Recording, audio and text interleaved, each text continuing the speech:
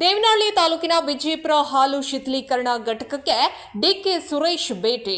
ನೂತನವಾಗಿ ಸದಸ್ಯರಾದ ಎಸ್ಪಿ ಮುನಿರಾಜ್ ಅಧಿಕಾರಿಗಳು ಹಾಗೂ ಮುಖಂಡರೊಂದಿಗೆ ಸಭೆಯನ್ನ ನಡೆಸಿ ಡಿಕೆ ಸುರೇಶ್ ನಂದಿನಿ ಹಾಲು ಪ್ಯಾಕೆಟ್ ಪರಿಸರ ಸ್ನೇಹಿ ಮಾಡಲು ಡಿಕೆ ಸುರೇಶ್ ಪ್ಲಾಸ್ಟಿಕ್ ಪ್ಯಾಕೆಟ್ ಬದಲು ಪರಿಸರ ಸ್ನೇಹಿ ಪ್ಯಾಕೆಟ್ ಮಾಡಲು ಚಿಂತನೆ.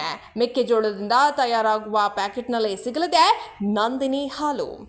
ನಾವು ಈಗಾಗಲೇ ಆಡಳಿತ ಮಂಡಳಿಯಲ್ಲಿ ಚರ್ಚೆಯನ್ನ ಮಾಡಿದ್ದೇವೆ. ಬಹುತೇಕ ಎಲ್ಲಾ ಹಾಲಿನ ಪ್ಯಾಕೆಟ್ಗಳು ಪರಿಸರಕ್ಕೆ ಮಾರಕವಾಗಿದೆ.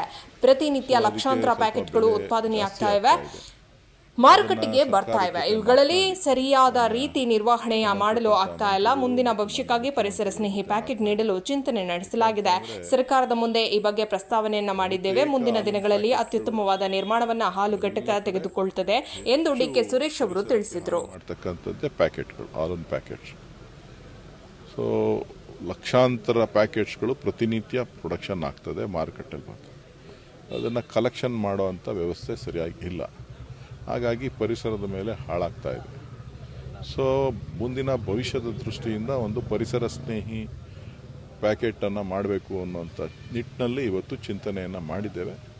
ಸೊ ಅದನ್ನು ಸರ್ಕಾರದ ಮುಂದೆ ಪ್ರಸ್ತಾವನೆಯನ್ನು ಇಡ್ತೇವೆ. ಇಟ್ಟಾಗ ಮಾರುಕಟ್ಟೆ ಅದನ್ನು